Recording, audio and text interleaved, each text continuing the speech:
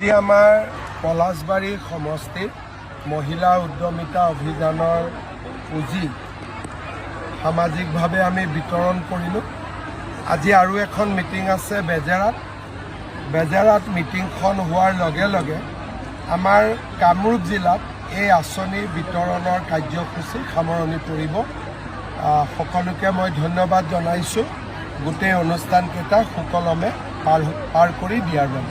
Sir, গৌৰৱ গগৈয়ে এটা অভিযোগ কৰিছে যে জুবিন গাৰ্গৰ হত্যাকাণ্ড ছিংগাপুৰত স্বাভাৱিক বুলি কৈছে, কিন্তু অসমৰ চাৰ্জশ্বিটত মানে এইটো হত্যাকাণ্ড বুলি কৈছে। এইটোতো ভালহে পাব লাগে। ছিংগাপুৰে স্বাভাৱিক বুলি কৈছে, আমি ইয়াতে সিদ্ধাৰ্থ শৰ্মা, শ্যাম কানু মহন্তক জেলত ৰাখিছোঁ। তাৰমানে ছিংগাপুৰতকৈও আমি ভাল কাম কৰিছোঁ, গতিকে আমাক ধন্যবাদহে জনাব লাগে। কিন্তু গৌৰৱ গগৈয়ে এই প্ৰশ্ন কৰিছে, কি ভাবিছে মই বুজি পোৱা নাই। ছিংগাপুৰে যিটো কাম কৰিব নোৱাৰিলে অসমে সেইটো কাম কৰি দেখুৱালে, গতিকে মোকতো ধন্যবাদ দিব লাগে।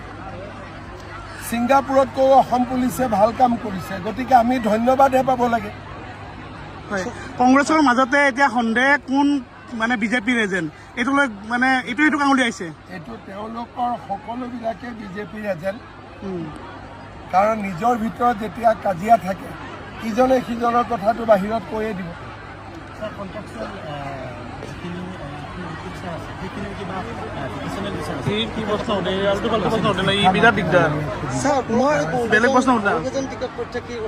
এইটো বহু কেইজন টিকট প্ৰত্যাশী আছে। কেইজন?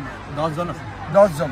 ছাৰ, মই এটা সুধিছোঁ, যিহেতুকে মহিলা উদ্যমী আঁচনি আপুনি দিলে, দক্ষিণ কামৰূপৰ এটা অতিকৈ পুৰণি শিল্প আমাৰ এৰী, সেইটো ক্ষেত্ৰত কিবা পদক্ষেপ ল'ব লাগে, কাৰণ সেইটো মৰহি গৈছে। এৰী আৰু মুগাৰ ক্ষেত্ৰত আমি আলোচনা কৰি আছোঁ। ভাল চিট নোপোৱাৰ কাৰণে এই উদ্যোগটো ঠন ধৰি উঠিব পৰা নাই।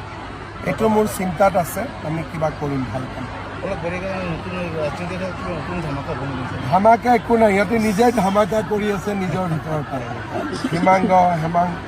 হিমাংশু সিহঁতে নিজৰ ভিতৰত ধামাকা কৰি আছে।